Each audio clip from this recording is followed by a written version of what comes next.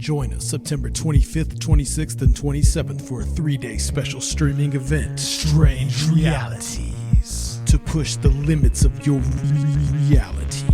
Featuring authors, academics, researchers, occultists, experiencers, podcasters, and practitioners. All presenting fresh cutting-edge material and research. Streaming live. Featuring presentations by Brent Rains, editor of Alternate Perceptions magazine. Aaron Goulias, host of the Saucer Life podcast. David Metcalf, writer and researcher. Alan Greenfield, author of Secret Cipher of the Euphonauts. Stephanie Quick, writer and blogger. Red Pill Junkie, Fortean researcher and explorer. Tim Banal, host of Banal of America. Guy Malone, iconoclast and troublemaker. Timothy Ritter, host of Strange Familiars. Kiki Dombrowski, author and practitioner. Greg Bishop, author of Project Beta. Jenny Ashford, host of 13 O'Clock.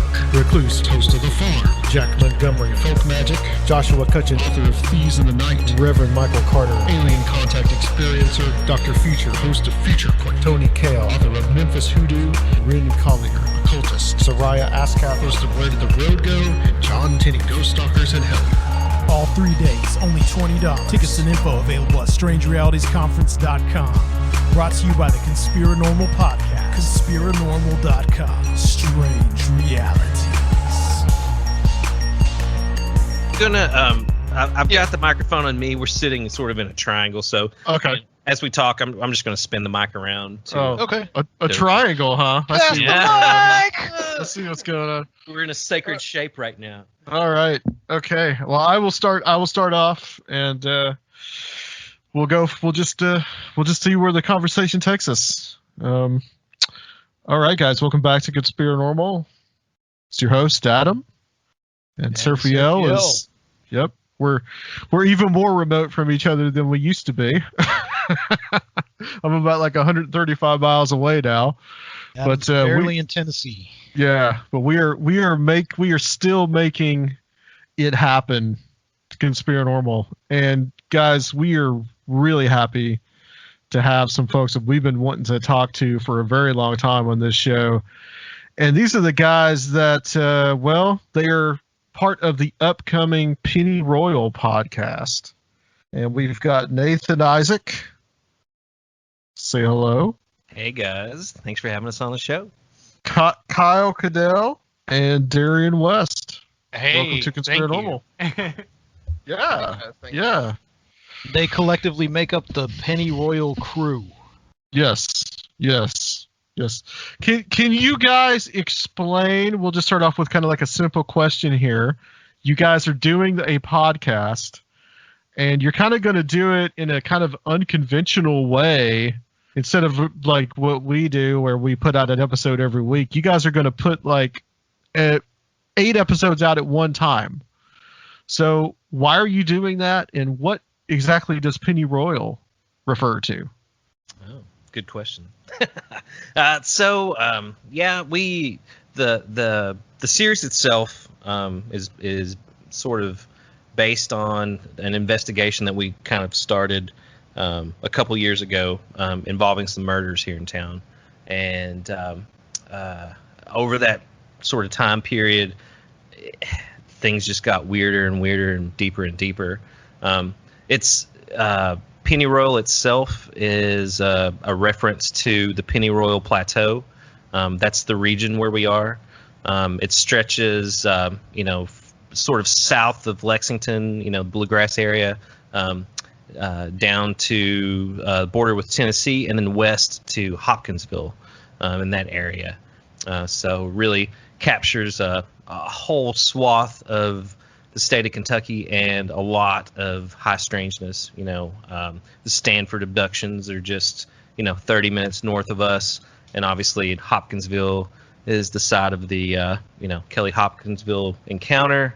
And also, most people forget that Edgar Casey also was born in Hopkinsville. So lots of strangeness. That is true. Yes. Yeah. So a lot of weirdness on the Penny Royal, but that's where the name comes from. And we're releasing all 8 episodes because it's one of those stories that if you just listen to one episode, I think you'd be intrigued by it. But it's one of those things that I hope that.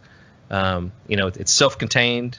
I think you start watching that first episode or listen to that first episode, and hopefully you continue to listen and just binge all the way through to the 8th episode, to kind of just understand what's going on. And I don't know, it's just it's one of those things that we didn't actually intend on making. I was just was doing this investigation with Darian and Kyle, local investigation, local folklore, and honestly, when we crossed paths with the Hellier crew, and when right.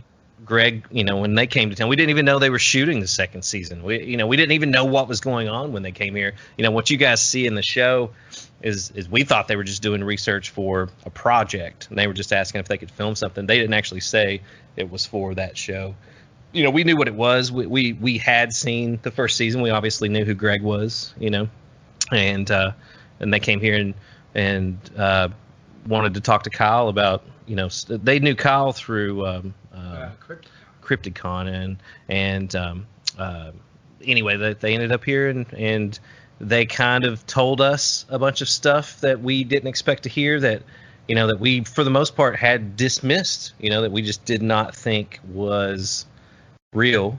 And then the information that we gave them and the information they gave us sort of confirmed a lot of things on both sides, and I think that really fired things back up for us. And then we started looking even deeper beyond what we were investigating, and found a whole lot of shit that we absolutely never thought we'd find. And that's really what prompted it. It was like, we have to tell this story because this is unbelievable, So, yeah. Yeah. And that was, I actually like I was telling you before, I rewatched your section today just to kind of refamiliarize myself with just like all kinds of weird kind of shit that happens in you guys' small town. And so let's kind of talk about getting started on like Somerset, Pulaski County, how weird it is. I think one of the things that you talked about was the quartz that's in the ground, and kind of trying to explain it from a somewhat kind of scientific basis. But you guys have done a really good job, I think, and I'm looking forward to hearing the podcast. But I think already from other interviews that I've heard you do, that you guys have done a really good job of like kind of collecting these weird stories, and just what let's just get into some of this stuff, because I think it goes pretty deep. Yeah. You guys are from a town called Somerset, Kentucky, right? What's like the population? It's a small town, pretty much. I mean, I can speak to it a little bit. So Somerset is a town in south central Kentucky. If you're familiar with Bowling Green, it kind of is like Bowling Green, but east, right? And it's not super small. It's big enough to have, sort of urban problems in a way, but not. It's like a lot of other towns in a way. If you were driving through, you might not remember that much about it, other than a commercial strip, right? But historically, it's always been an interesting town because it's been a midway point between Knoxville and Cincinnati. So people traveling through on the railroad, for example, this was the biggest stop between Knoxville and Cincinnati. The connection between Somerset and Cincinnati goes way back. Cincinnati is the Queen City. Somerset's often called the Little Queen City. And that connection to Ohio is sort of strange in Kentucky in general. They're not necessarily, one's sort of a southern state and the other one's a northern state. But Somerset's always had quite a connection in terms of traffic and commerce and all that. And that makes it a little bit different than other places in Kentucky, I think. It also kind of connects to a lot of the stories too. But other than that, it's just a smallish town in the middle of south central Kentucky. This really starts with you guys investigating these like local mysteries, right? Yeah. I want to say this too, that to bounce off of what Darian was saying, if you die on the railroad tracks here in Somerset, your murder is counted as a Cincinnati murder, because they have a easement on the railroad. So like if you're murdered here, anywhere near the railroad, you are a Cincinnati murder. So I think that's kind of a weird thing. But I'm gonna let Kyle. Even though it's probably like 200 miles from Cincinnati, basically. Oh yeah, dude, we're what 3 hours away or two and a half hours away, you know. So yeah, but Interesting. But I want to lay this groundwork, and then I'll let Kyle talk about some of the strange stuff here in town, because he's the curator at the International Paranormal Museum here in town, and obviously collects these stories. But I do want to lay this groundwork that when I first moved down here, and I talked about it, obviously in Hellier, and it's a major part of Pennyroyal, is that this area, Somerset, is the heart of the Kentucky anomaly, right?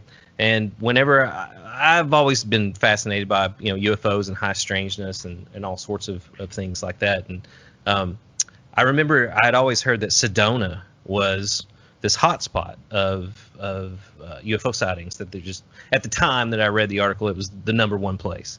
And I read that they had all these huge pieces of quartz underneath the city of Sedona. And I've been to Sedona, since then. It was a place I definitely wanted to travel to. I love Sedona. And quartz is coming out of the desert, and people said that it had this huge spike of geomagnetic energy. And I thought, well, could that be affecting people's brains? There's a lot of research that, electromagnetic, waves can, God helmet. Let's think about the God helmet, And so, sure. I thought I can prove this. I can pull, these satellite images from NASA, drop them on Google Earth, drop these KMZ files and switch over to whatever view this satellite saw. So I pulled the geomagnetic map, dropped it down onto Google Earth, and then boom, there it was. Sedona lit up, an area in southern Alaska lit up, and then this spot lit up in southeastern United States. And I thought, well, shit, that's close.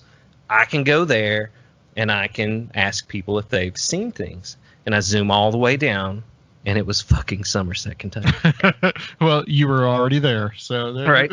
So then I'm like, well, this is strange. And then I started researching. Then I found all the NASA stuff on the Kentucky anomaly, and it actually does center on Pulaski County and on Somerset. So I mean, and what's so crazy is that the NASA, I've got these are on the wall here in the studio, but there are all these crazy maps that NASA put out, and one of them shows that the surface area of the surface gravity in this area is totally different than anywhere else in North America because of the intensity of the geomagnetic energy and in the fields here. So it's strange, when we start talking to people, they say they feel different here, that there is like a weight that they feel that's different. So I just think that sets a pretense for a large amount of weird activity, and whether or not it's real activity or if it's people in, just like Sedona, are they seeing lights in the sky because of the effect of the geomagnetic energy on their brain? I don't know. You look at the research of Persinger about all this stuff, but anyway, nonetheless, it creates the perfect sort of window area for all sorts of strange stories, and Kyle has lots and lots of those. And then the other side of the geological and geomagnetic things would be the prevalence of cave systems.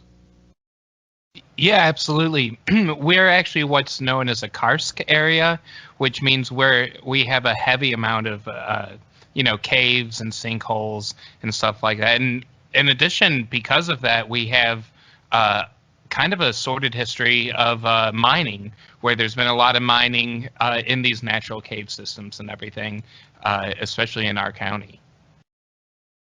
And of course, caves have attracted all kinds of people throughout time, and probably leads to some of the suggestions of cult and occult activity that you all have encountered. So you have those two big physical and geological aspects to this area, the geomagnetic anomalies and then the cave systems that both kind of serve, you think that might serve to attract people or affect people, and kind of within that pot is where all this takes place. Yeah, of course. And as you know, in Hellier, the caves figured prominently into the storyline there. Mm-hmm. And so we've had a lot of research that we've done with our with the pennyroyal stuff that actually brings up these ideas of cult activity in caves and even more than that, just some awful people in history owning these mines that are in our county. Like we've tied, I mean, not to go too far into it, we've tied Nazis into owning some of the coal mines here in Pulaski County. And so that definitely, even if it wasn't nefarious, they were definitely out there, being horrible to the land, to the natural resources, and they were not good people. And so that dark energy alone would have a lot of an imprint on our area. But yeah, absolutely, that the caves can, the idea of caves themselves can bring on this energy or this folklore. And in addition to that, we have one of the largest man-made lakes, the largest man-made lake on this side of the Mississippi, I believe, partially in our county here, Lake Cumberland. And Lake Cumberland always ranks pretty high up on like leisure lakes, on party lakes and like houseboat destinations and stuff like that. Okay. So like pretty much not too far away from there is probably like the start of the Cumberland River then, right? Yeah, Cumberland River feeds into it, I believe. And that's honestly like a 15-minute drive from where we're sitting right now in downtown Somerset.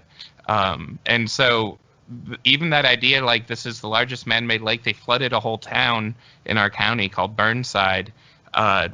Literally, they just, the government, the Army Corps of Engineers built it, just eminent domained it all, and evacuated a whole town to just build this leisure lake. And so we have that here as well. And of course, water's, thought to be one of these energy collectors and can be portals to other places. And so that figures prominently into a lot of the stuff we've talked about as well. And dude, like there are all these crazy sightings about like UFOs coming out of the lake. There's a lady that we've got in the podcast who has a bunch of sightings of that too. But definitely on what you were saying too, that, I do think that the geomagnetic energy, like I said, the quartz here in this area, because of the karst terrain, the sandstone and everything, the pennyroyal has always collected a large amount of quartz. There's a huge amount of quartz. I mean, you could walk into any stream and find, 1,000 pounds of geodes within 10 feet of you. And they're all agate, quartz agate.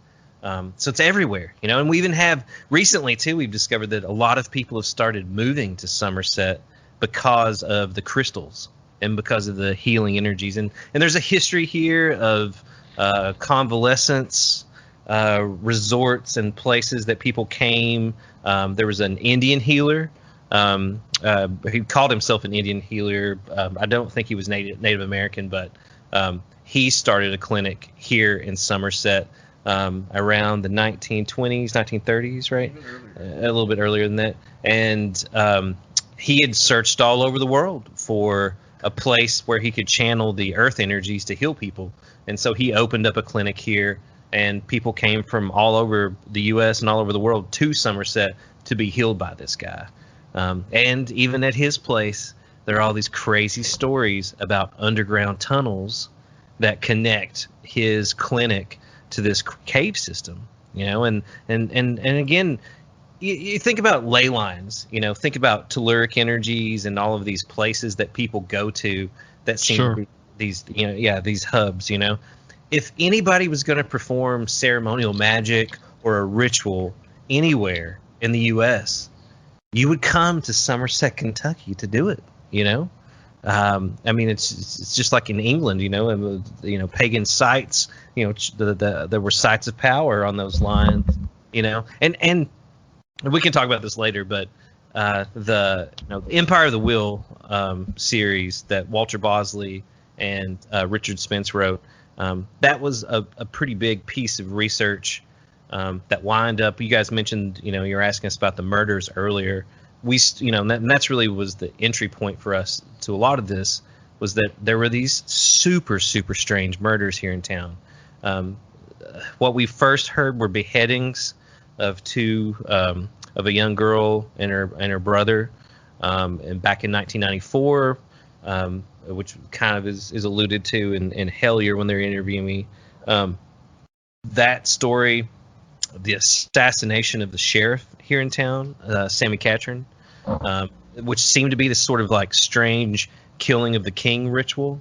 And there was just a lot of correlations that I saw between these strange, suspicious murders here in Somerset and with a lot of those 7 mysterious murders in San Bernardino, right, in 1950. And that led us to contact, Richard Spence, and Right. he's part of the show too. But it's just one of those weird things where it's like, if people were performing these rituals, and that's the argument in the Empire of the Will, is that there are these telluric lines of energy that these murders were committed on. And if you look at the telluric energy maps, 3 massive telluric lines cross through Somerset, Kentucky. But it makes sense because telluric energy is a real thing. It's just the electrical energy of the surface of the earth, right? And it makes sense that it would be drawn to the point that's the highest, the most intense geomagnetic energy in the surface of the earth is beneath us. Then these telluric lines will line up with that. So, yeah, it's crazy, Well, man. I want to get to the murders in a little more detail in a little bit, but this brings to mind for me, what about like Native American mythology or Native American history in that area, like prehistory? What, any mounds, anything that's like strikes you guys as interesting about that? So we did go into this a little bit. One of the strange things about so Somerset is kind of on the Cumberland Plateau, which is if you guys are from Tennessee, right? Oh yeah, So, we're from Nashville, or I'm from Nashville. Adam was here. Yeah. I grew up in the Big South Fork, which is like 30 miles south of Somerset, like above Oneida, Tennessee, and that part of this whole region of Kentucky and Tennessee down to maybe like Knoxville and south of there was not really inhabited continuously by Native American tribes in the like when Europeans arrived, right? Yeah, it was like collective hunting ground, a lot of it. Right, yeah, but I think that is an idea that people have, but really it was more of a natural border between the Cherokee and tribes to the north. So I've always felt like maybe there was something to that. But anyway, in this whole region, there are 2 really significant Native American findings. One is that just south of Somerset, there's a valley called Sloan's Valley, and there was a Native American settlement there. That's the only evidence of continuous settlement in this whole region. And I think there were like 30 little huts that were the remnants of which were still. It was almost like it was a fishing village on the Cumberland River or something, and so it was. They don't even know what tribe or anything it belonged to. But another one, and this is really interesting, is there is a cave which is slightly to the west of Somerset called the Hinds Cave, and it's the largest number of Native American skeletons ever found in one location in the eastern United States, but definitely. Really? In this Really? region. Okay. Yeah, and what's interesting about that is, so if you think about the geography of it, there is so the Cherokee are more around, you think of south of Knoxville to, North Carolina, around Sure. there. Well, North Georgia. Yeah. Right. But the Indians that were buried in this cave, they did an extensive archaeological investigation in the early 1900s. The University of Kentucky did it, and they think that this was a place where some of the most important leaders of the Cherokee tribe were buried, because many of them had sheets of mica in their hands, and that is not something that occurs here, but it does occur in North Carolina. So it's something that they were the ones that were buried here, and there was like, I think, a 700-year difference between the oldest skeleton in the cave and the newest, right? So it was something that was used over time. This becomes part of a myth or a story about a chief named Chief Doublehead, who supposedly sold the Cherokee sacred territory around Tellico, which is, I think, under Lake Tellico. And that he supposedly hid out up here around, like, west of Somerset, around Wayne County, and he was this is all a true story. He was actually murdered for selling the land in a cabin somewhere in East Tennessee. He was buried down there. They think that, according to legend, he had melted down ingots of silver. I can't even remember how many tons of silver it was, and had hidden them in a cave. Now, the property that Hinds Cave is on is actually owned by the same person. That there's several caves on this property, right? Well, the person who smelted down the silver, and he actually wrote about it in his before he died. He and this is like way a long time ago. This is like over 100 years ago. And so, yeah, it does have some Native American history. There is a connection to, and I'll let Nathan speak more about this, to sort of a deeper legend about I'll set it up and then I'll let him talk about it. But there is a Cherokee myth that they killed all of their priests because of sexual crimes in a single night. I think scholars estimate about 700 or 800 years ago, right? So when Europeans arrived in North Carolina, and some of the most famous accounts, I think it's by Moody, is the guy's name who did a lot of the folklore about the Cherokee. Yeah. He recorded that in some cases, in some places, the Cherokee were just throwing the dead bodies into rivers, right? And so we would ask them, like, why don't you have burial customs or whatever, And they said that when the story, this is how he gets to the story, is that, that they had lost all of their customs and ceremonies because their priests had been committing sexual crimes. And then the warriors in each tribe synchronized an attack at the same time in all of the villages on the same night, killing all of their priests, right?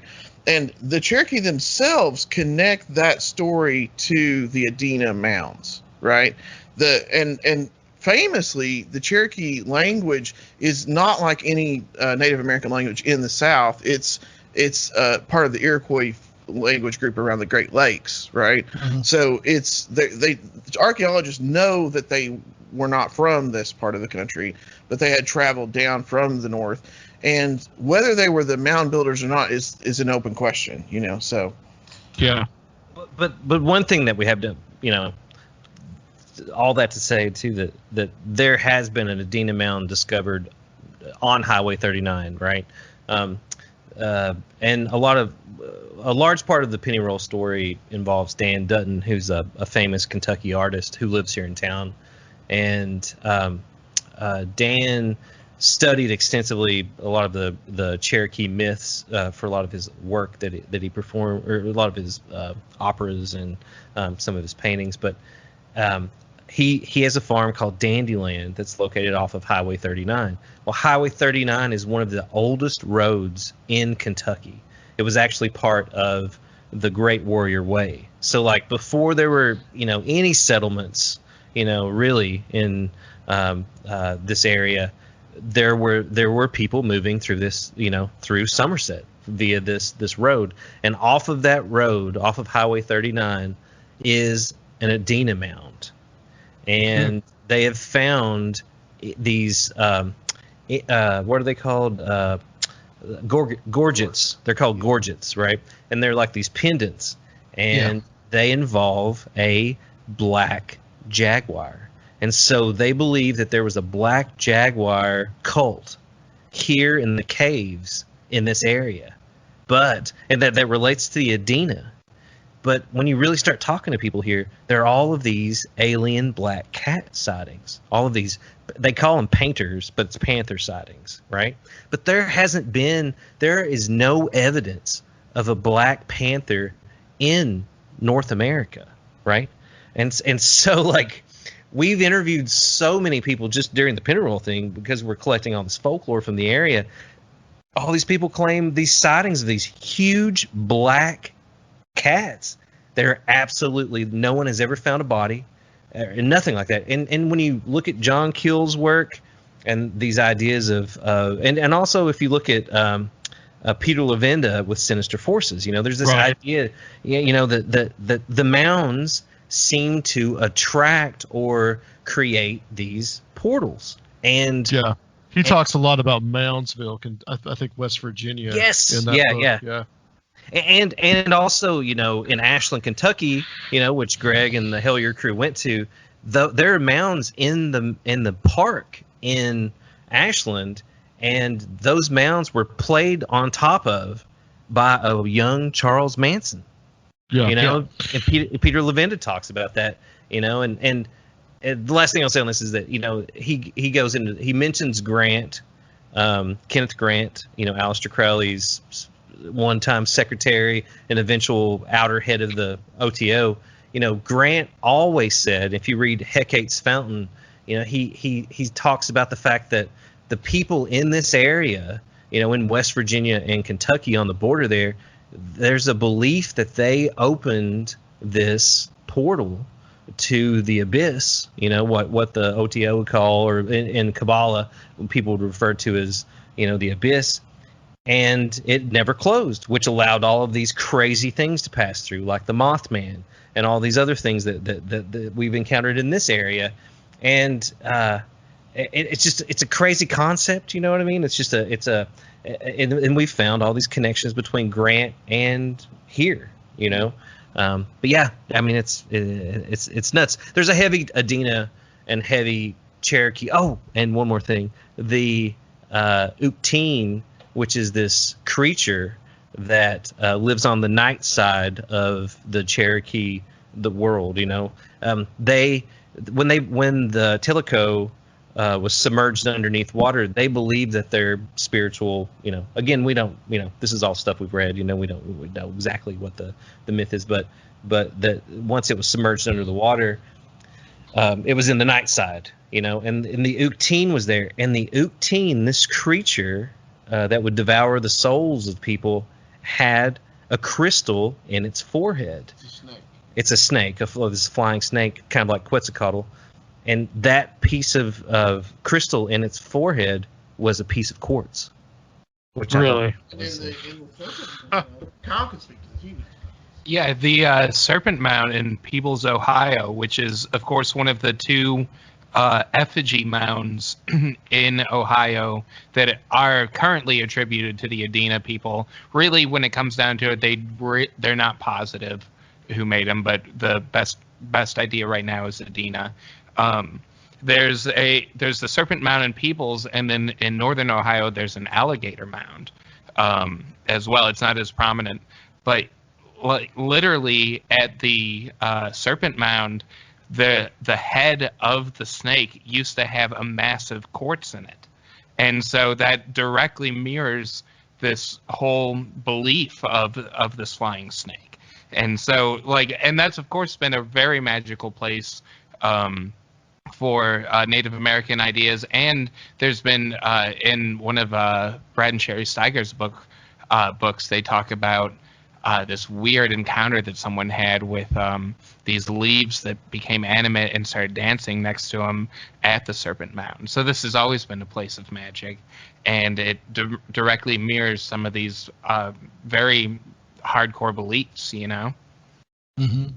While we're still on history, something I was talking to Nathan about before and wanted to know more about was the some of the mysteries in the initial permanent settlement of the area, which was the Transylvania Company, and actually this area and some of northern Tennessee as well was known as Transylvania initially, and was like trying to get statehood.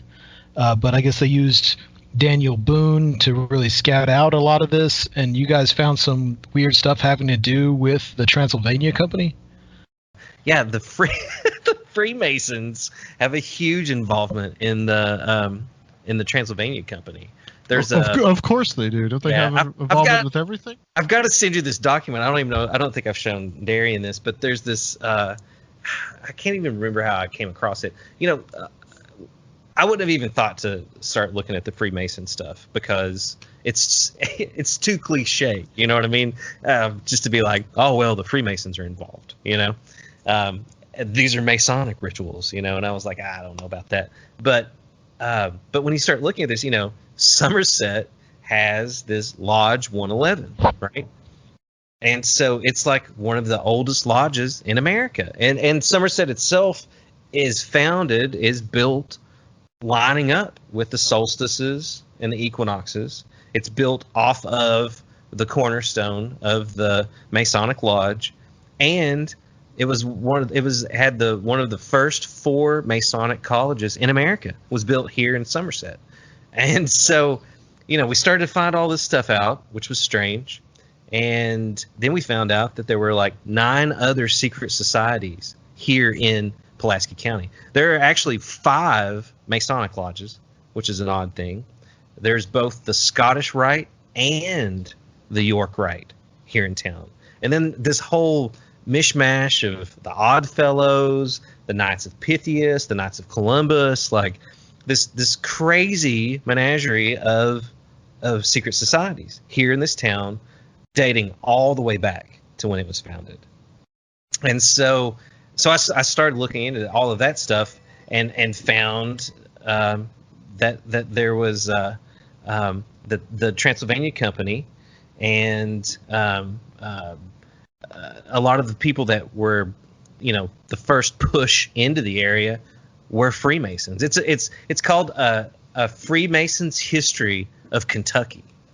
And it talks all about, it's just weird. I mean, it's not saying, like, obviously the article I found is not suggesting anything nefarious, right? No, but simply they're proud of the fact that most of the people involved in this push into this area doing these things, negotiating these things, were all Freemasons. Yeah, well, we're talking about the 1770s, 1780s. I mean, it was very popular at the time. Yeah, and the people who had been able to recognize things like everything we're talking about, the effects of geomagnetic anomalies, or the the heavens and the earth being joined at some point, etc. The type of people would have been able to recognize concepts like that would naturally have been Freemasons at the time. I mean, it's just how it is. I have a weird side anecdote that we'll tell you guys about that's part of Pennyroyal, if you guys want to hear it really quickly. Yeah, go for it. Sure. Well, to add something to the Freemason thing, like the surveying probably would have. I think that would be a connection too. So. Yeah. Oh, that's totally true. I've always wanted. There are ley line maps and a lot of stuff like that. I've always wanted to see if I could find someone that had ley line maps of this area. And according to Richard Spence, Walter Bosley has a huge telluric current map of the U.S., like all over the U.S. Yeah, he does. Have you? No, you haven't seen it though. No, I've not seen it, but I mean, if he's talked about it plenty of times. Yeah, we've talked to him a few times about it. I would love to see that, just because the telluric current maps I've found, which are no doubt not the same, but they're weird little maps. They do show that crisscross of these 3 lines in this area, and they're not so close up that I can actually see where they cross. It's definitely in Kentucky. But obviously, I'm theorizing that because of the geomagnetic energy here, that it would naturally seem to make sense that it would cross in this area. But yeah, so all right, so check this out. This is a sneak peek of some weirdness that we found.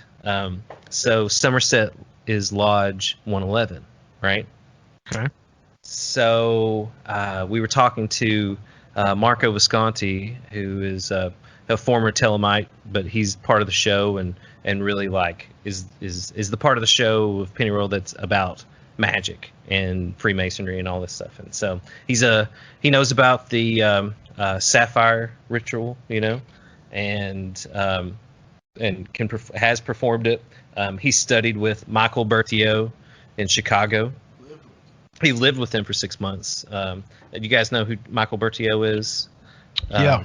So Marco's like, he's Freemason too, and so he was like, we were talking to him about this stuff, and I mentioned the 111. He was like, oh, that's odd, 111 in the Kabbalah and in Freemasonry is a very, very powerful number, because it's it denotes guardian of the gate, right? Guardian of the doorway.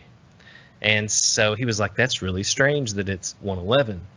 Well, the sheriff, Sammy Catron, who was assassinated at a fish fry here in Stab, Kentucky, if you want to start talking about mystical toponymy and the naming of places, a la Downard, when you start, listening to these names of, this king he'd been the sheriff for a very long time, and he was treated as the king of this town. He even flew around in a helicopter instead of a car, right?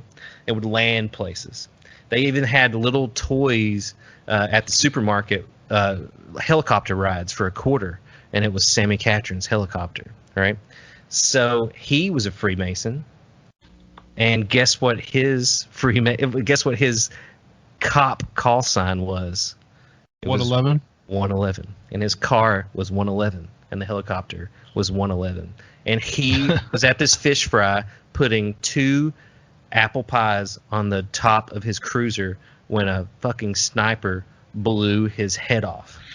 Yeah, the specifics of that case, because it seemed like it was a plot between basically they got the guy to do it. Yeah. Because he tried to escape on a motorcycle. Yeah, they tried to tell him that that the sheriff was going to go after him next, but it was basically like one of his deputies and a drug pusher in the town pretty much set it up. Is that correct? Yeah, it was the political rival. It was the guy that was running against him and a local drug dealer. And they were going to set it up where they killed him and this guy won the election, but they caught the guy that shot him. But there's a Justice TV documentary about this, right?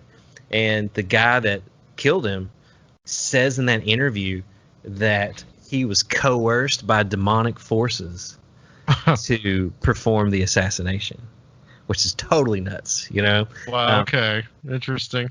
But there's a lot of stuff that we can't actually talk about. We don't talk about it in Penny Royal, and I definitely can't talk about it here, but that tie him to a lot of really, really crazy stuff that happened here, and a lot of like local rumors and folklore about cults and groups that were performing ceremonial magic and that were involving, unfortunately, children. Yeah, off the air we can talk about it, but not on here. So did his head was literally blown off? Yeah, I mean they so you could add that to this tradition of decapitations. This is true. This is another it wasn't clean blown off, but there are a large number of did I mention that to you when we were talking about the fact that we have uncovered this weird connection to beheadings in America? Yeah.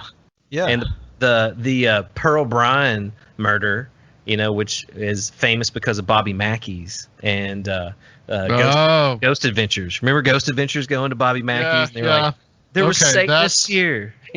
Yeah. All right. So the people that cut her head off were these 2 dental students, right? Yeah, they threw it down the well. Right? Yes, supposedly, right? That was in just outside of Fort Thomas, or she was murdered in Fort Thomas, which was, again, I'll bring this up, the hometown of James Shelby Downard. so connecting Downard into this, she was beheaded. Doesn't Downard get connected to just about everything? It's crazy, dude. Seem like that? It's one of those things where it's like, there's no way. Same thing with Aleister Crowley, right? You start. Yes. Aleister Crowley comes up on this show probably like once every show. Right? Yeah, exactly. We talk about Bigfoot, Aleister Crowley will get mentioned. And then you're like, well, he's got to be connected somehow. It's the same thing with Downard. It's like, the beheadings with Manby, Arthur Rochefort Manby down in Taos, New Mexico, But so Pearl Bryan, her head was cut off. The private detective who found a witness that fingered those 2 dental students was, guess what? From Somerset, Kentucky. And he went on the lam after they hung the 2 guys because they found out it was a false witness. So they chase him down. They catch him actually down in Tennessee at the end of the railroad line. They take him back to Cincinnati and try him and talk to him. And he says, those boys didn't kill him. Actually, a woman who was affiliated with a group, killed Pearl Bryan. And this is the most famous murder of the 19th century. The 1800s. There are hundreds of ballads about the beheading of Pearl Bryan, right? And so it turns out that he says the woman who actually killed her, that's affiliated with this strange group in Ohio, was a woman from Somerset, Kentucky. Which I was like, what? This is insane. Tons of newspaper articles about this. And I swear, man, newspapers.com is like the best resource ever. Oh yeah. So yeah, I mean, lots of people, and then I found out there were all these other beheadings in the area: northern Kentucky, southern Indiana, southern Ohio. This weird, I mean, it was like 10 or 12 beheadings in a 20-year period, and then to find these murders here rumored that there were beheadings. It just, again, it was just like, what the fuck is going on? Well, so one thing that I did today, as I was doing a little bit of research on you guys and trying to get a handle on some of the stuff that's going on there, just recently, there's January 6th of this year, there was a woman that was found burned in South Carolina that was from Somerset. No mention of whether that she was beheaded or not. But I thought it was interesting when I typed in Somerset, Kentucky murders, I just got a whole bunch of stuff. Kentucky man wanted for killing wife takes own life in Somerset motel. There's one of them. So it seems like there's a little bit of course, any town you may have stuff like this, but it seems like there's an odd nexus that's going around there. Well, here, Darian did a deep dive into newspapers.com and also started data mining a bunch of this stuff. And the amount of murders here and some of the references, it's crazy, but Yeah, so like I've always thought it was weird. You don't really think about it if you grow up near here, or I feel like in this region it's pretty common. Even where I'm from, it's pretty wild. But I think that like the weird thing about when I moved away once to a town in northern Kentucky that was kind of like the same size as Somerset, and one day while I was living there, there was a report that a woman had been murdered in some house like near a subdivision that I was in, and it was the first murder in like 18 years in this town. And I was like, wow, this is amazing. There's got to be someone killed every month in Somerset. I mean, there's got to be, And so I started looking like into sort of the history of violence here to see what I could find. And so it's a little bit difficult to sort of, look inside your own newspaper resources for, how you're seen by a community. But because the connection between Cincinnati and Somerset is so deep and long, I searched Cincinnati newspapers for mentions of Somerset, and I came across an amazing set of articles around from the like 1890s until maybe 1920. There were several reports, and these were like front page headlines in the Cincinnati Enquirer about Somerset's reign of terror and mob justice, and by January, I can't remember what day it was in January, there had already been like 10 murders or something that year, and so it has a historic, in every way, violence to it. It's kind of amazing. I'm not sure what the reason for that is. I do think a lot of the early violence stems from the fact that it was a major spot on the railroad. So people, like staying here, transient people, right? Transient people, and I think even recently that's more of a situation too. But it's definitely always been this way. I mean, it always has. And the level of violence, it's not just like some guy, killing his wife in a drunken rage or something. It's sometimes it's really weird, And so, yeah, I mean, even in I found this report in the 1940s. A guy was working at a factory in, I think it was Cleveland. He acted a little strange the night before. and his wife reported he didn't come home that night, and so she would call the police, and they found his body hanging from a tree in Somerset, Kentucky, wrapped in barbed wire. They hung him from a tree in barbed wire from Cleveland that morning. Right? I mean, it's like, why? Why would you drive to Somerset, Kentucky from Cleveland? Yeah, that's the one I think I talked about that I mentioned just briefly, right? Is that a fairly recent one? Oh no, this was in the 1940s. Oh, okay. So, But right. there've been a ton of like, yeah, there was a lady that was thrown off the Fishing Creek Ridge. Her body was found, but all these, it's like a repository for serial killers too. It's remote in a sense too. I mean, I don't know what would cause it. I mean, it historically, it is a. It's not just the remoteness. I don't know what would cause it. I think what causes it is the geomagnetic energy. I mean, we've got all this research about how it causes these crazy effects on people's brains. Yeah, I think some of the new agey people call it geopathic stress. Oh no shit!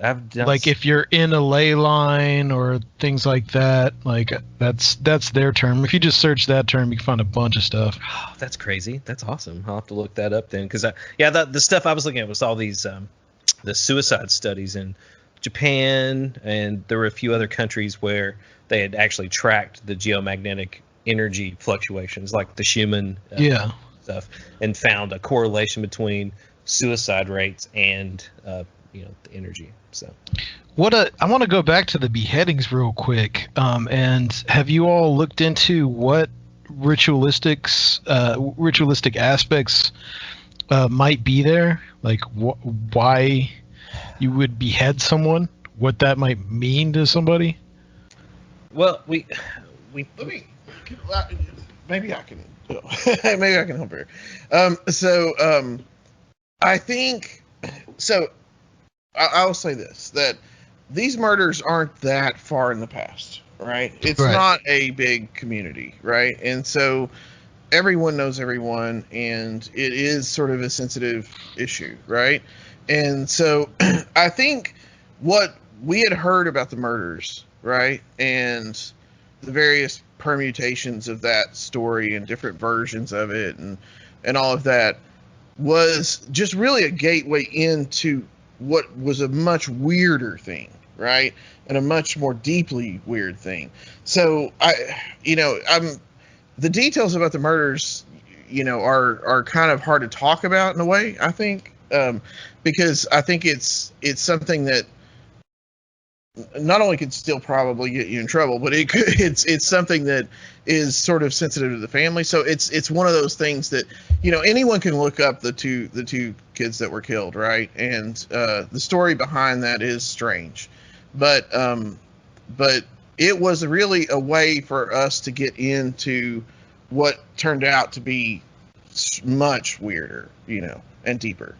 And really, like, there seems to be what we definitely found that there were a number of ceremonial magic groups. I guess that's what we didn't expect to find. I didn't actually think we would find any cults, right? And what we're calling cults, I don't think is an appropriate term, right? But I do think that, and this is really kind of the heart of the show in the end, is that there were a number of groups who were coming to this area and they were performing rituals. And I think that, I don't think that necessarily all of those rituals were coordinated. They could have been part of a working, right? There's this strangeness to it all that seems to belie, and I'll bring this. It's just strange, like the Hecate cult stuff, right? That there are these dog killings, right? This sort of nod to Sirius, right? And this Hecate foundation that keeps popping up, right? And a lot of stuff with Grant, a lot of stuff with there was a group called the Bait Cabal in Cincinnati, and in fact there were ton of magical groups or groups performing magic in Cincinnati in the 70s. And a lot of them, from what we found, were coming to Somerset to perform rituals. In that area where the caves are, in that area where we ended up finding a lot of just really strange stuff. I mean, it's like our investigation led us to this spot. And then when Hellier released their second season, it turned out the caves that they were in were a half a mile from the location that we were directed to when we went down the rabbit hole of these cults and the cult murders. And, I don't know if the beheadings are, of a particular group. I didn't realize there were so many cults in America, and I started researching that. You find books like The Cult of the Great 11, and there were 200,000 people were in cults in California at the turn of the century, up through the 1920s. There were over 400 active cults. And it's just like, you don't want to really think that there are these small enclaves of odd religious beliefs. I mean, you start to get into this weird, like, True Detective shit, where you're like, there's no way that's actually happening here. Yeah.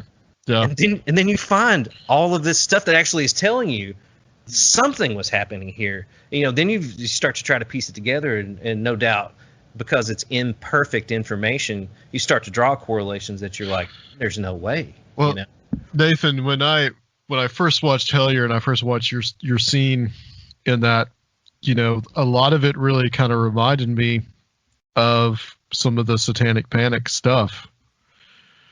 From the 80s. So how do we really kind of separate? And you know what? I've read Empire of the Wheel. I think that this is something I don't like to talk about too much, but there's something about that book, and there's something about the possibility of people worshiping these other deities, whatever they are, and possibly engaging in some kind of form of human sacrifice. I mean, it sounds crazy, but how do we kind of separate ourselves from the Satanic Panic, that from the Satanic Panic, and that from what's going on right now? Right. You guys know what I'm talking about. Yeah, absolutely. I won't give it any lip service, but I mean, it's like, how do we kind of separate this kind of real kind of serious research that kind of brings us to these odd conclusions that are really similar to the stuff that is sensationalist hype. Right. I think if I can butt in real quick, I want to say that the hindsight of it being of history helps. It's easier to study things in the past than in the moment. That's a good point. Because when you're dealing with current events, you don't know if what you're dealing with is some kind of hysteria or something else.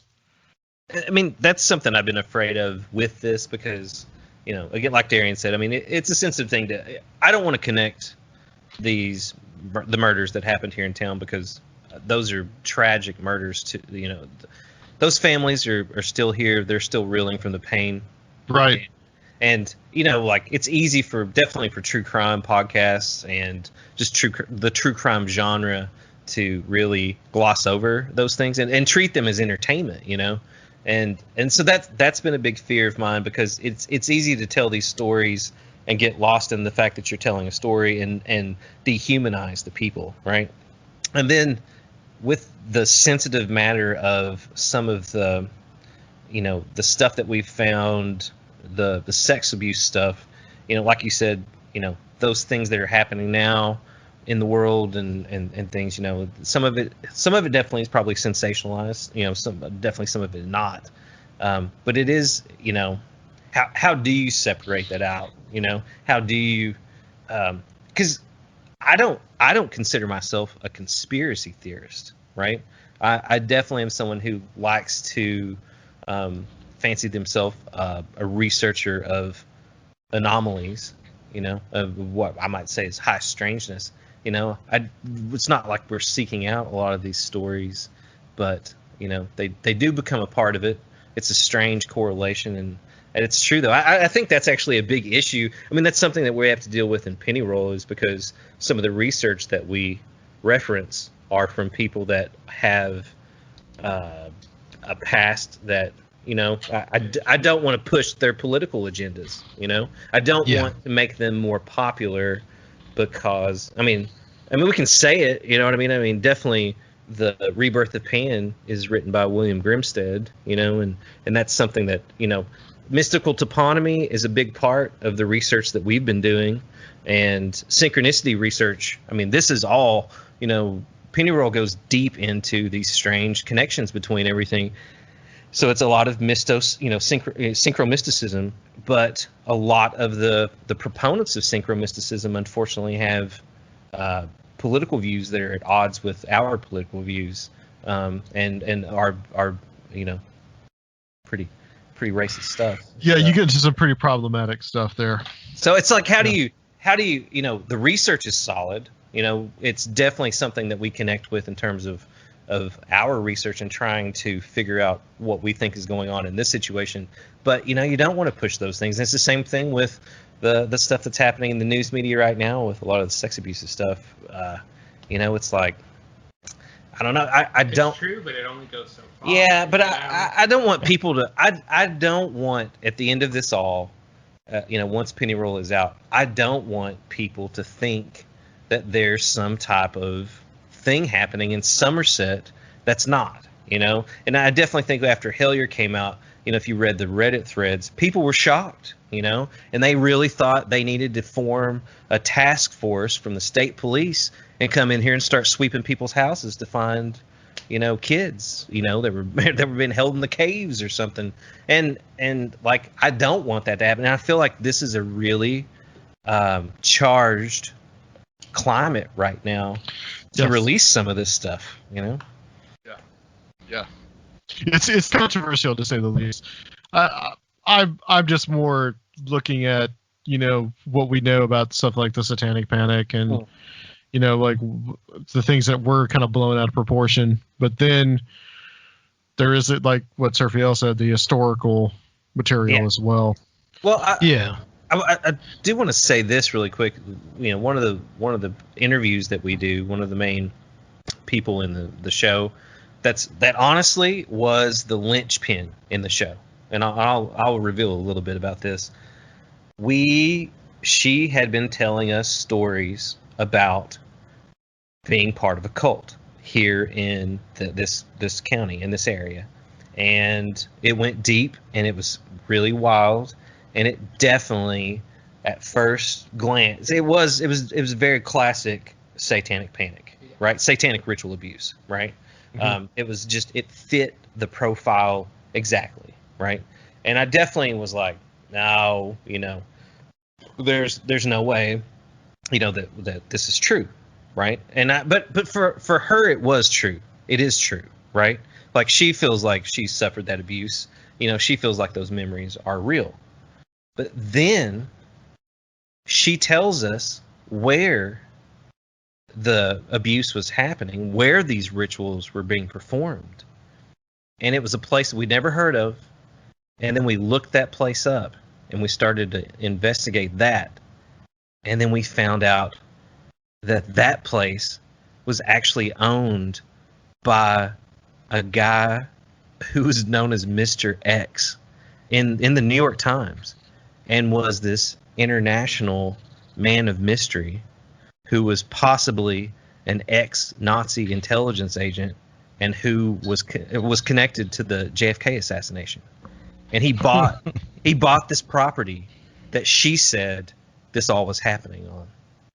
And then it was like, okay, you know, like, her story fits the satanic panic profile, but then you find that piece of information. There's threads of it. And well, there was this super evil dude who, out of nowhere in 1975, moved his financial empire to Somerset, Kentucky, and acquired that property. Right? You got to ask yourself, why would he do that? Right, right. And then she remembers a person. It tells us about him, and it turns out that guy was the previous owner that sold the mine to the new guy. right? And then you're like, well, and then we didn't tell her any of this stuff, you know?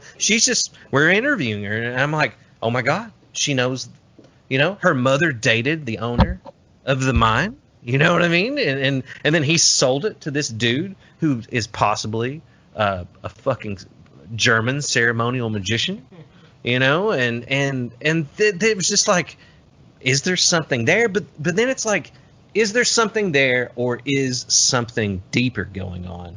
Something more metaphysical, something more, I don't know, based in some other pattern, you know, or just like, I think there's layers, you know, as you climb these pyramids. So if someone like that were wanting to set up shop for something really fucking weird, you know, just having that base of like a solid secret society, good old boy network in a small town would then facilitate things that get a little weirder and a little weirder. It's almost like the way that, you know, in a lot of the third world, you have criminal organizations or like drug cartels will have like a town captured, or somewhere in Sicily where, you know, like you're good to do what you want if you're in with the families or whatever. So it's like, I think something like having just, even if it's just like a solid good old boy network like that there would like facilitate higher things. You know what I mean? Think about this too, right? This is crazy.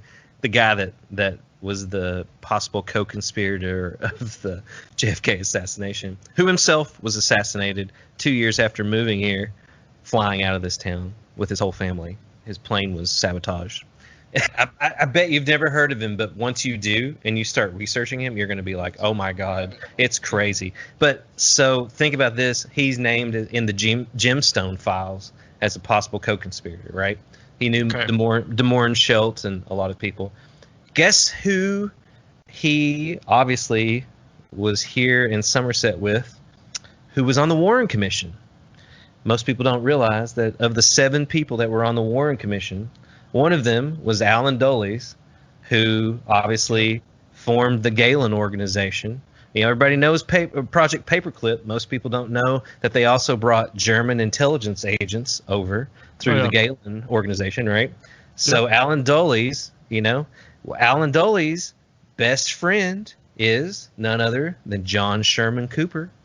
He was on the Warren Commission. You know, one of the other 7 men. And guess where John Sherman Cooper is from? Somerset, Kentucky. So this dude moves his financial empire, who's connected to the assassination, to the hometown of John Sherman Cooper, who was here at the time. Right? I mean, it's like, what the fuck? And they're also, this is funny, there are 2 bronze statues in Somerset, Kentucky. One of them is of John Sherman Cooper. Guess what the other giant bronze statue is? It's Pan. Okay. You know, Recluse mentions this, has mentioned this. I think he mentioned this in the show that he did with you guys, that in that area too, Somerset, you know, Kentucky and into West Virginia, you've got a lot of the kind of like continuity of government, you know, hideout places in case of like a nuclear war. I'd never heard of that before, and he brought that up. And then sure enough, Somerset, downtown, because we had heard all these stories about an underground nuclear bunker underneath the town, right? Yeah, there were all these tunnels underneath the town. Like, not the caves, right? That's a whole other part of the county. Right underneath Somerset, there are all these stories of strange tunnels. And people had found tunnels that were built by what we believe were Masons, right? That were like, you know, late 1800s, but these beautiful polished tunnels, right? With guide stones. And so we do have witnesses. We've interviewed those. We found those. We found where those exist. But then there were all these tunnels linking these nuclear bunkers together. And it turns out Somerset had an underground radio station nuclear bunker. And then all this other stuff. So I start talking to Steve and start talking to Recluse about this. And it's like, oh my God, man. And he's finding this stuff showing us like, no. If you guys had these things and this number of bunkers underneath the town, you were definitely part of the system. Yeah, it makes sense. It makes total sense. But that just shows that. Yeah. Go ahead, Well, Adam. that just shows the kind of the influence of the Blue Bloods from Washington and the Cold War mentality. Go ahead, Sirfield. What was the statue of Pan? Whose statue is it? What's the context of it? So this is the other crazy thing. A big part of this story involves Dan Dutton, the artist that did The Fawn, and so he did this opera about Pan, The Afternoon of the Fawn. It involves Nijinsky. Dan's a super famous artist. He's had work shown all over the world. The only recognized opera composer from, I think, Kentucky. But he did a series of this is what's crazy too, man. Think about this, all right?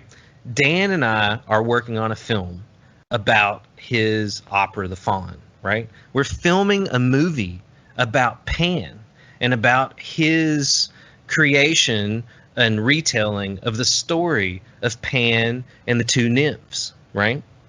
And he did this really famous play, or this famous opera, and it was a dance opera, and so he has all this research on Pan. He had a crazy experience in Elkhorn City, where he may have encountered Pan, right?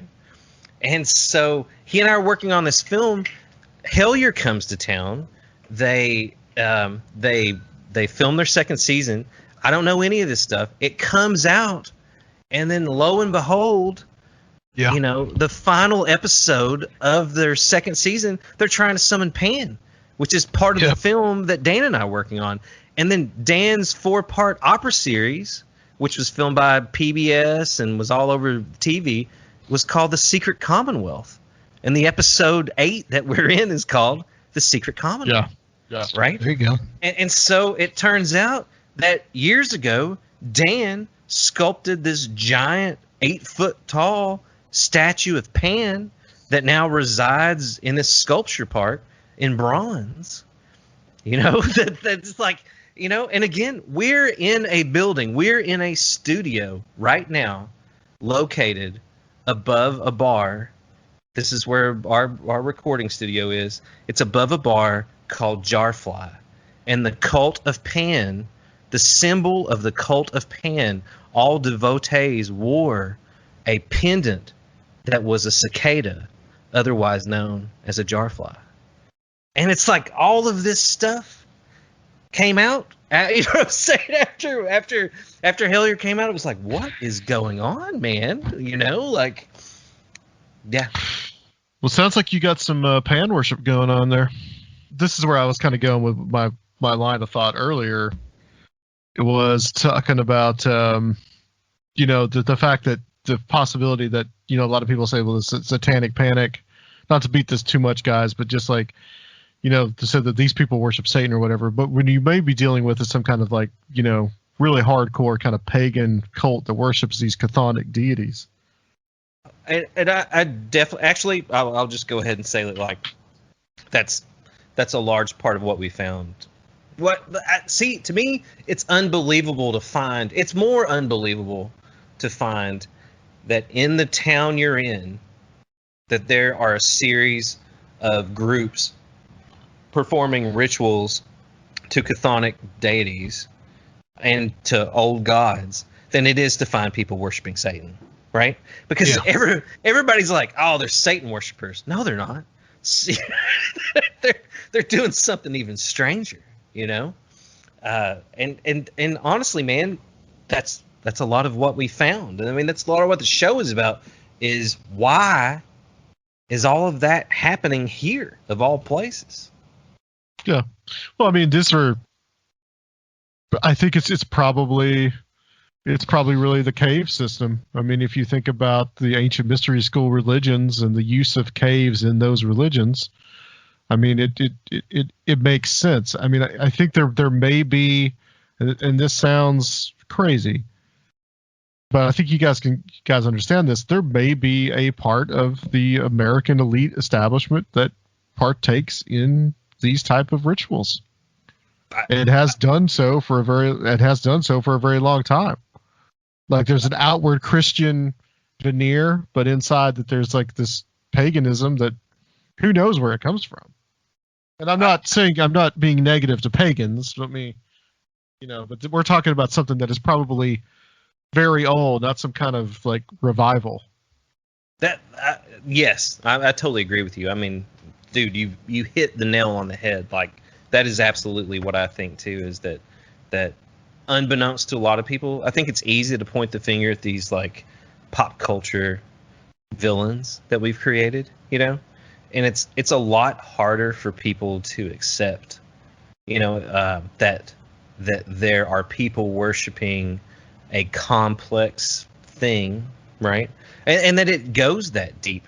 And I mean, but exactly, man, the mystery schools, right? Why would the mystery schools have stopped? Right? Yeah. Why wouldn't they have continued, Yeah. And we know, look at the child ballads, right? Look at how old the child ballads are. Those things have transmitted from person to person as this like folk technology, right? Passed all the way through thousands of years, possibly containing the origins of Wicca, right? Maybe Aleister Crowley was a part of that, with Gardner. But you see things like that, and it's like there are these old traditions that have continued in rural areas, what we would all consider unsophisticated rural areas. Now take a tradition and then transmit it through sophisticated means, through urban means, and through these power structures, these institutions, right? How easy would it be for them to hide this undercurrent of an ancient tradition? Because no one would believe it. And it's super easy to slap a mask on it and say that it's the fucking worship of the devil, Well, I want to say something about this too, because I think that is one way of looking at it, and I think that there's also this kind of makes me think about the dog sacrifice stuff, right? And so if you think about like let's say that you bought into the whole thing, you bought into Hermeticism came from mystery schools in ancient Egypt down all the way in an unbroken line through Gnosticism and Catarism or whatever in southern France, all the way to Rosicrucianism to now, right? If you bought the whole thing, it's a miraculous set of events that would have to happen to, like somebody is initiating someone in this weird engineered scheme where they scare them and they give them hallucinogens or whatever, and that somehow triggers ultra devotion in the person, right? Now, that's I guess the traditional approach to it, right? I think that what we're seeing is, and I think that the way even Crowley would look at the child ballads is that you are in the world you're in. It's as weird as it could possibly be, and somewhere in that world is cast the constellation of knowledge that you can access. It doesn't matter if it was passed down from generation to generation. It's always cast into high art, right? Or into art, right? And this is something that Dan himself participates in, right? So Dan sort of gives himself up as a channel to this thing, right? And that's why this is why there is such a connection between Nazism and high art, right? It's that art is most perfectly a representation of the divine order in the most perfect channels, right?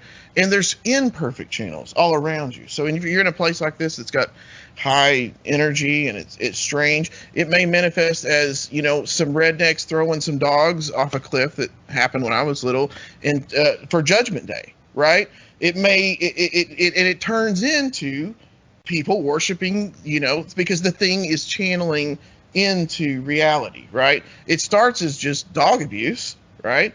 And it ends up, you are acquiring knowledge that has somehow, leaked through your brutality, right? And so, yeah, I think in a way, art and violence and I mean, I don't want to defend Julius Evola's ideas because I think they're repugnant. But in his Metaphysics of War, this is a big component of it, right? That war itself is an engine of breaking your ego, because in that, you're so afraid, you're just acting, and your actions are reflective of the divine order in some way, and that spirit becomes the spirit of the time or whatever of the entity that you worship or whatever becomes manifest in you. The more and it's sort of like being in the zone or whatever. Somebody that's out there cleaving through hundreds of Vikings is sort of in the god is inhabiting that person, right? And so if you think of this, I think that's more likely than it being. I think it's a deeper problem of reality, not just some guys in Egypt, telling some people they laid down to us. That's Yeah. not. Yeah, you may have. I think you probably have a point there too when you're dealing with something that's like a warrior cult mentality. If we're talking about a lot of guys, because you were mentioning the Nazi and the Alan Dulles and all that. So I mean, we're talking about people that are essentially would see themselves as warriors. Oh yeah, The cult of Mithras was, again, a cult that took place very much in a cave. Yeah, that that was straight up a warrior cult. But also like you said, like the cult of Pan was a cave cult, which totally fits all of this stuff that's happening here, But let me say, I'll say a good example. This connects to Pennyroyal. So right, so Nathan mentioned that the Indian clinic earlier that had the tunnels, right?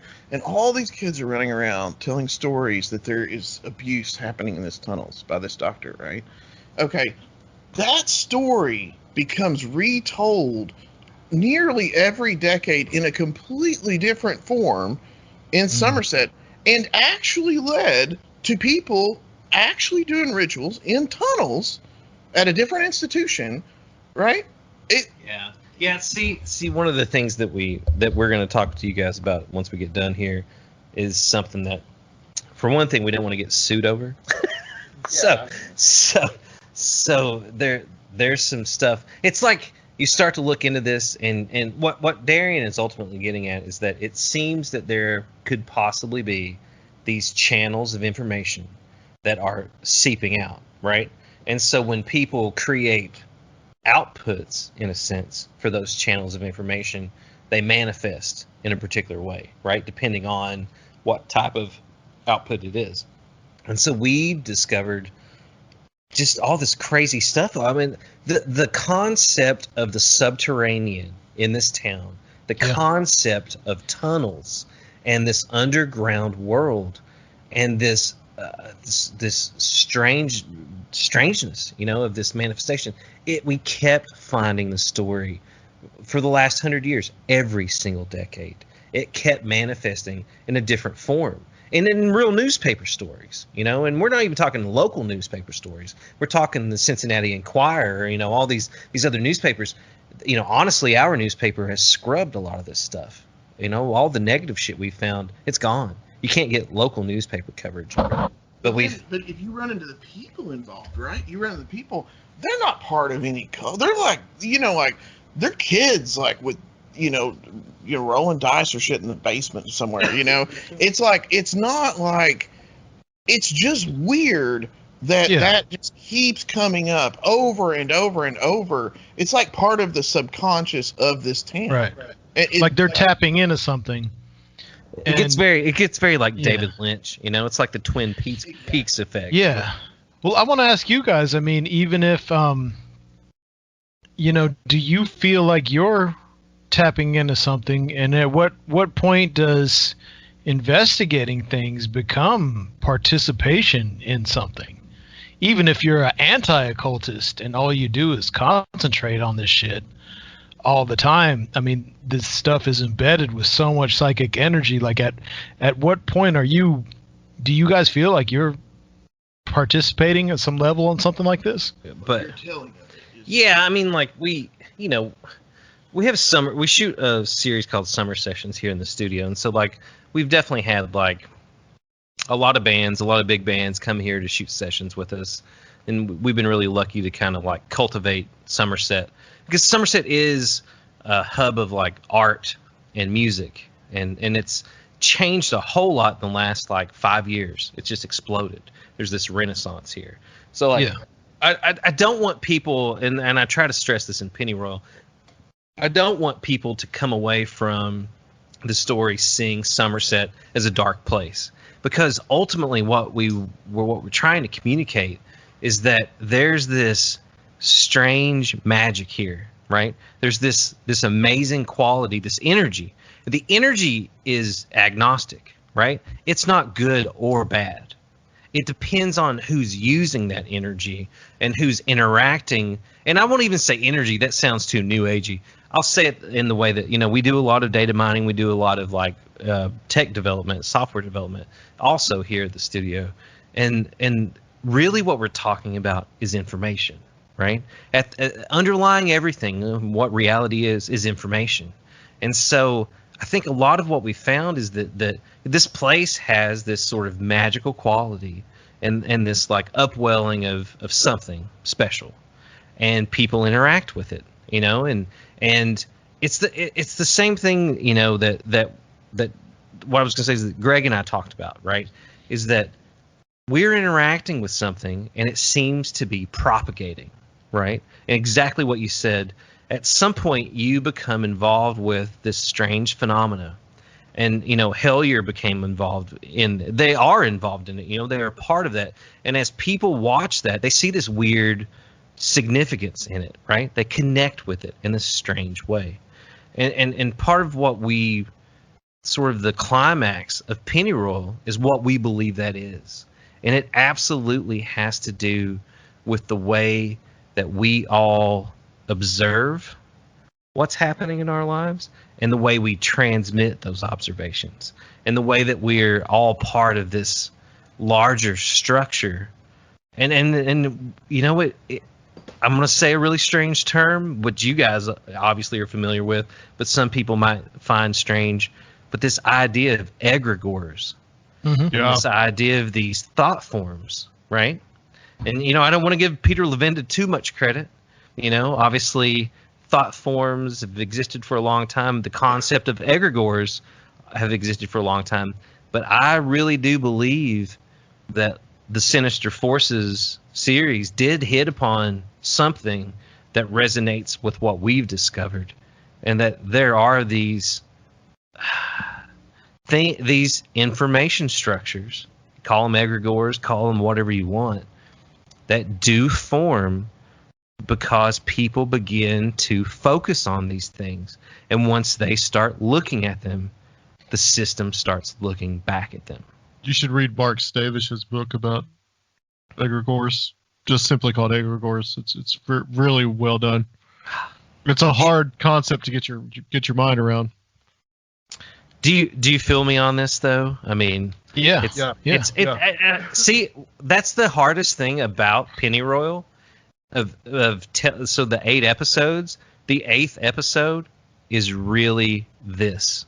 It is trying to lay out all of the evidence that we're talking about, like this concept we're talking about right now.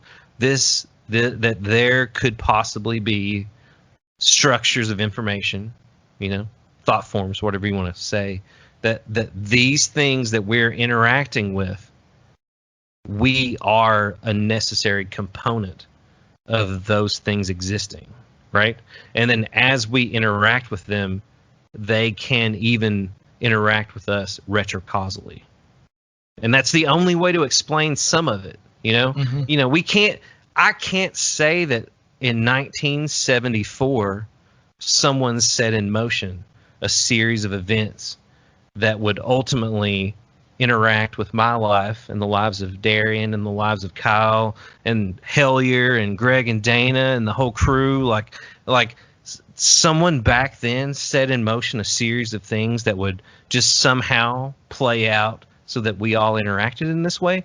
Or did all of us have a part in what we're doing right now that helped set in motion things that are happening now? It was Alan Greenfield.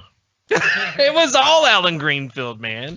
He probably was the one that fucking sent us articles. He was probably out there holding a sign up saying, you did it when I saw those murders, Let me ask you about this. You mentioned this about these girls that saw what people in the town called angels. Oh, shit. What was that all about? So, for real, where we, again, it's like, you research this stuff, and it's like layer after layer, story Nexus after of story. weird. Yeah, and it's like a lot of the stuff that I'm basing this on is the fact that things correlate in such a fucking nutty way, right? So you start just asking people to tell you their stories, right? Start canvassing your street. I think everybody should do this. I think everybody should have a newspapers.com account, and then everybody should start asking their neighbors questions and start building folklores about where they live. You know what I mean? That's kind of what Penny Roll is. It's like, hey, your place is probably as wild and wonderful as ours, And so here, where I live, which crazy enough, these guys have moved in, they're nearby this same area. And, we're talking to the neighbors, and it's like 2 doors down. There's a story of these twin girls who lived in the 1960s and 1970s that would see these beings of light come out of the floor of their house and then reveal things to them. And so people would come to their house and get readings from these twin girls that apparently came true, right? So I hear that story, and I'm like, well, that's crazy. Some of our best friends moved into that house, and that's how we heard about it. I'm talking to them. They're like, hey, dude, the people that know the people that owned the house before us told us this crazy story.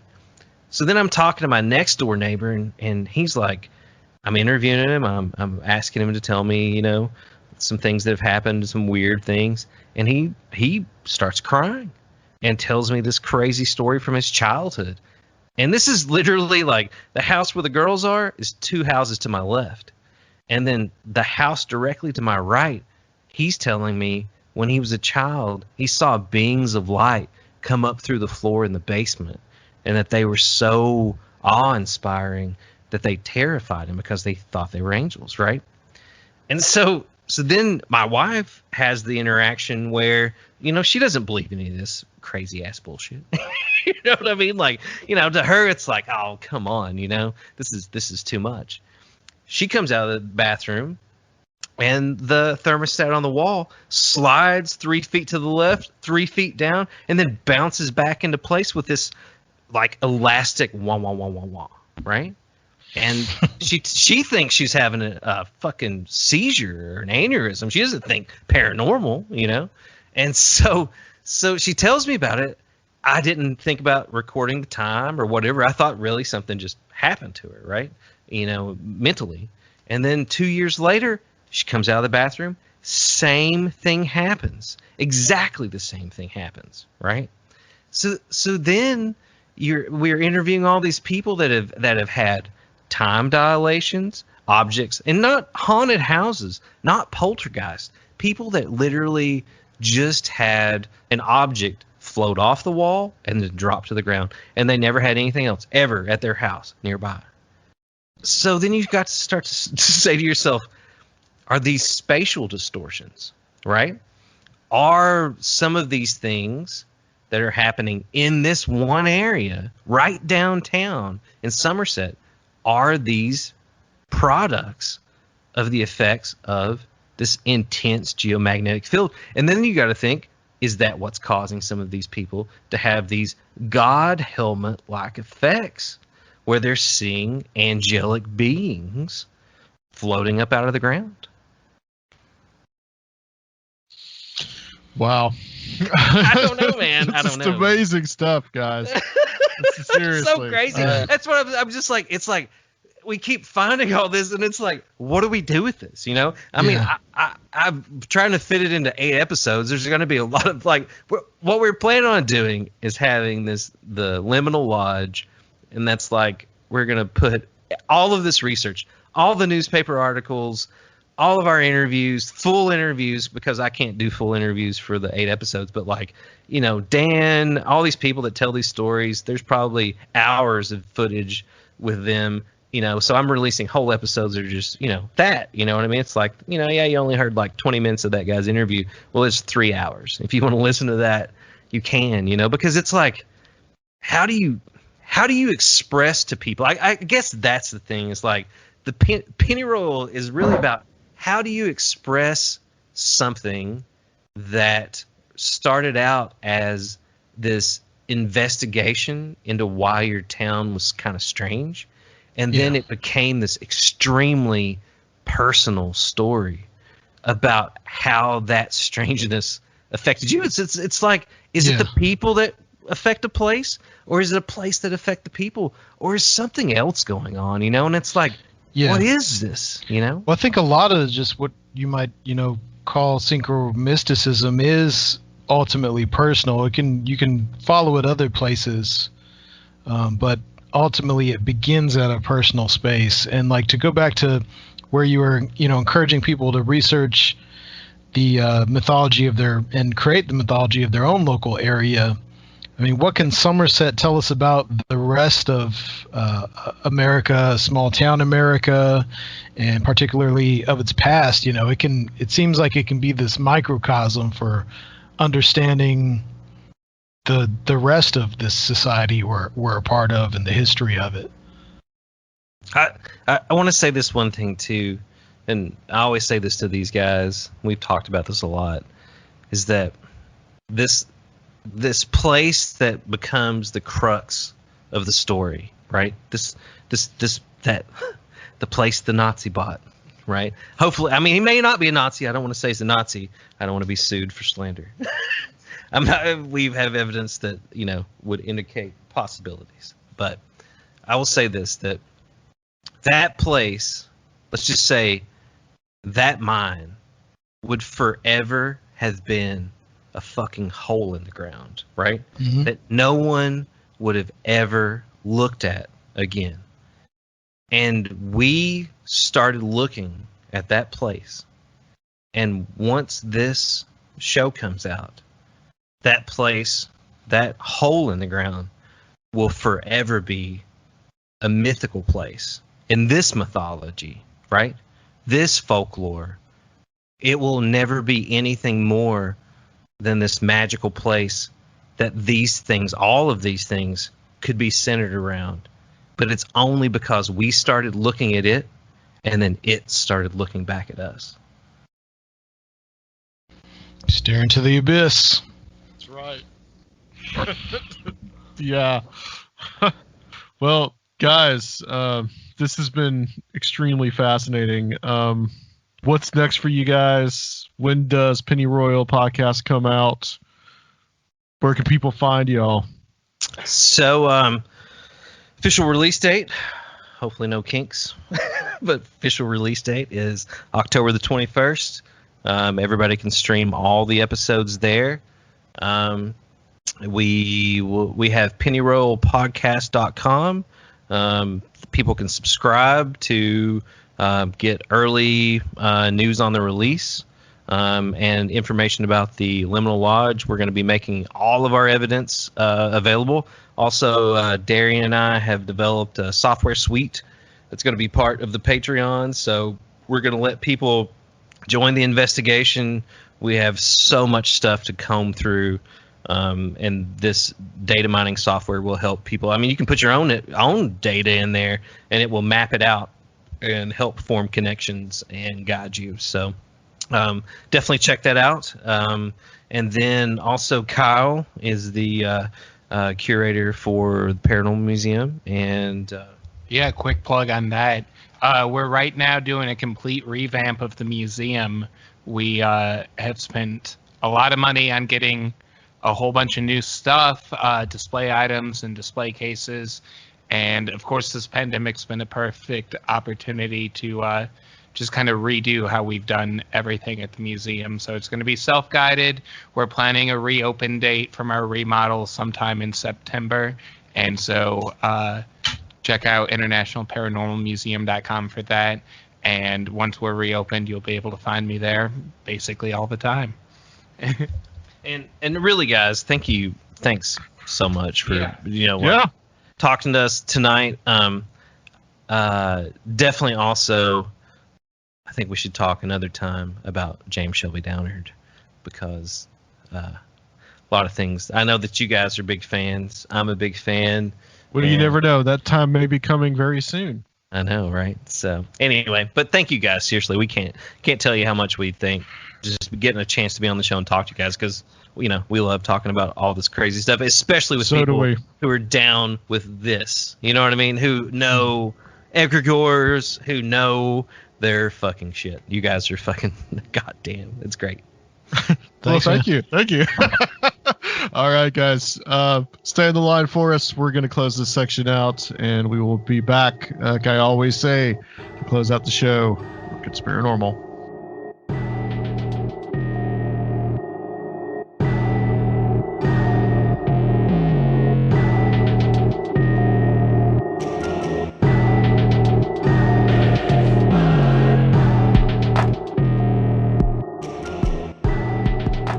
We are back. We spent I think it was pretty much a whole other show length of time. I think longer than that. Yeah. You just heard. We were total on there for about 4 hours with those guys, and man, that was something else, dude. I know that you really enjoyed it. I really enjoyed it too, and it was like I was taking a shitload of notes, and I know you were too. But that was just a lot of information, and they went even deeper in our Patreon segment that we did with them. Yeah, we have a real expose of some of what's coming up on the Pennyroyal podcast, and almost entire Patreon episode worth of talking about their research they've done on James Shelby Downard and his Kentucky connections. Yes, yeah. And it gets pretty involved, guys. So if you want to hear that, go to Patreon. Surfiel, you can tell them where to go for that. Patreon.com/Conspirinormal. And that is well worth it if you're interested in their upcoming podcast and you'd like to hear more. Absolutely. All right. You can hear me yawning because it's getting pretty late. But guys, do not forget Strange Realities Conference. It is coming up fairly soon, in less than a month from the time we post this. So get your tickets. They are $20 at strangerealitiesconference.com. And we've got about 21 speakers, and you guys are going to really enjoy it. So check it out. I think that's it. Yeah, I just want to thank them again. Just like they really demonstrate using that microcosm of place to explore a million other things, and it doesn't seem like there's many places like that. Yeah, that's a lot of material. You guys should definitely go check out the Patreon. All right, guys, we are going to hit the sack, but join us next time on Conspirinormal.